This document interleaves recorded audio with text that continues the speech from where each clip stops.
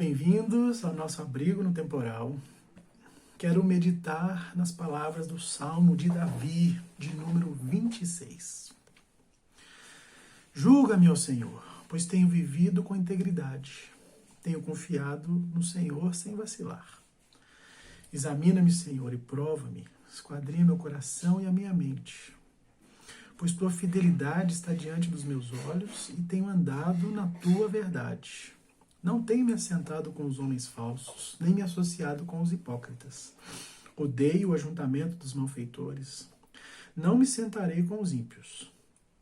Lavo minhas mãos na inocência. É assim que me aproximo do teu altar, Senhor, para entoar o louvor em voz alta e proclamar todas as tuas maravilhas. Senhor, eu amo a tua habitação e o lugar onde a tua glória reside.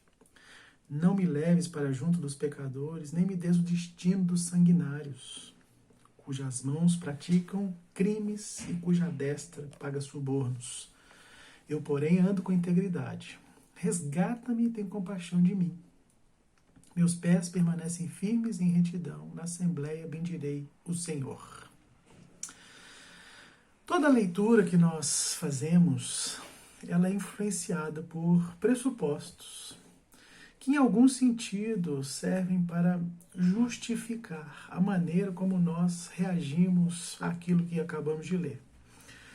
O nosso mundo contemporâneo, ele é fortemente guiado por discursos que influenciam o comportamento das pessoas. Eu quero dizer com isso que muitas vezes nós nos comportamos de acordo com o que pensamos, sem mesmo nos dar conta, sem ter total consciência das influências que nós sofremos em nossos pensamentos para reagir, para viver daquela maneira.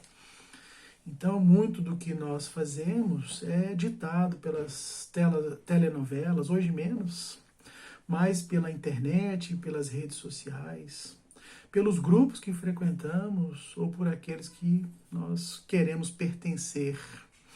Ao ler um salmo como esse, você pode ter algumas dificuldades, por exemplo, com o fato do salmista colocar em primeira pessoa características suas, como se ele estivesse aqui barganhando com Deus ou querendo arrogar para si um tipo de compaixão por causa dos méritos que ele tem.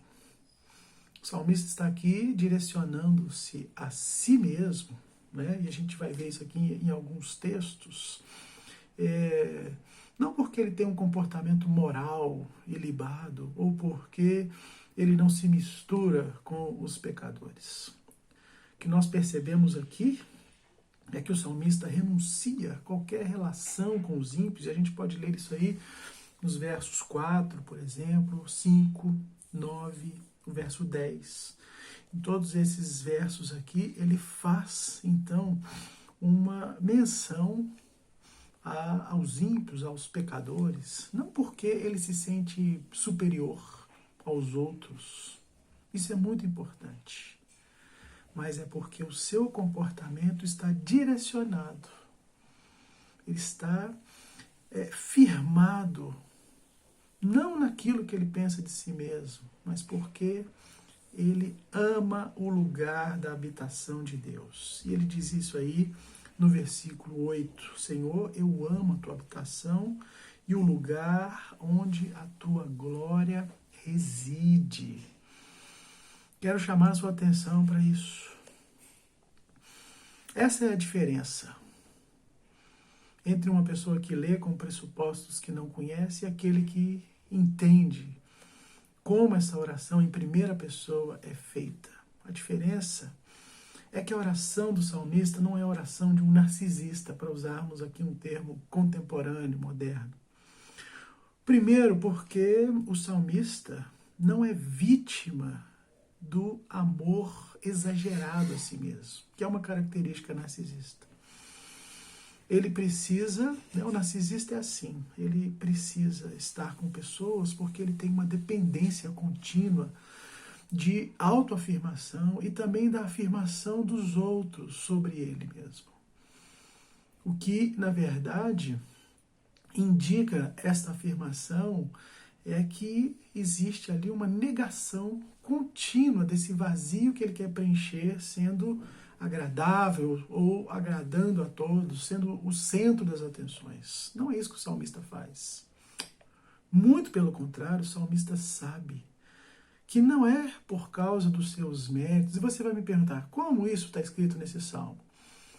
Pelo um fato muito simples. O salmista sabe que permanecer dentro da casa de Deus é impossível. Lá no Antigo Testamento, os sacerdotes, o sumo sacerdote, ele entrava no Santo dos Santos, lá no tabernáculo, e ele era preso por uma corda, os sinos eram amarrados na orla das suas vestes e iam tocando para que ele, ao entrar, ele entrava com esse temor, se ele fosse fulminado, as pessoas puxavam ele pelo pé, porque eles sabem que permanecer na presença de Deus é loucura, é impossível. O sumo sacerdote, ao entrar ali uma vez por ano, sabia que ele podia ser fulminado quando ele oferecia os sacrifícios pelo povo, pela nação, por ele mesmo, quando ele entrava no Santo dos Santos. Então, por que desejar um lugar como esse? E nós já lemos vários salmos em que o tabernáculo, o templo, esse lugar onde Deus habita, é o desejo dessas pessoas. É loucura isso. Que isso se diz para nós. Veja, queridos, não é loucura. Inclusive, nós já lemos em outro salmo. Porque estar na casa de Deus por um dia vale mais do que 1000, por exemplo. Eu quero te dizer hoje que esse salmo nos ensina muito sobre nós mesmos e sobre como nosso coração deve ser direcionado por um amor verdadeiro a Deus. E só existe uma maneira de permanecer na presença de Deus. Nós só podemos amar a Deus pela sua graça. A graça é, como nós costumamos dizer, este favor imerecido, mas não é apenas isso. Esse salmo nos ensina que a graça nos mostra a fragilidade da nossa vida. A graça, quem deseja estar na presença de Deus, deve abandonar outros discursos que não sejam o único discurso que preenche o coração humano, que é entender que Deus o fortalece mesmo na sua fraqueza. Paulo disse isso. Paulo faz um grande discurso aos Coríntios, falando de como ele poderia se gabar de muitas maneiras, por ser judeu, por ser sábio e etc. Mas ele nos ensina também que deve abandonar esse amor exagerado por si mesmo. A graça, então, meus irmãos, nos mostra o nosso tamanho em relação a Deus, não em relação às outras pessoas. Porque estão todos caídos. E essa é a nossa real condição. E é preciso ser humilde para aceitar essa graça. A graça te convence que o único mérito que você tem para estar na presença de Deus não vem de você mesmo, você não pode se salvar. O único mérito, e se existe, é o mérito de sabermos que não temos mérito algum para nos salvar. Retirado esse peso dos nossos ombros de ter que salvar a nós mesmos, então nós podemos dizer como Paulo aos Coríntios: por isso eu me contento nas fraquezas, nas ofensas, nas dificuldades, nas perseguições, nas angústias, por causa de Cristo, que é por Ele que nós recebemos esta graça. Que este salmo, então, te conduza a este sentimento de humildade. Eu só quero dizer a Deus isso: Senhor, dá-nos a humildade, o mesmo sentimento que houve em Cristo Jesus, para que nós possamos receber a graça, sabendo que não podemos nos salvar, não podemos fazer nada por nós mesmos para eliminar esse vazio se Tu não o preencher. Se Tu não der sentido à nossa vida, todas essas coisas vão nos afogar. Mas quando olhamos para Ti, reconhecendo esta graça, nós podemos caminhar na Tua presença. Então nos abençoe. Que o Senhor fale ao teu coração e enche a tua vida de graça.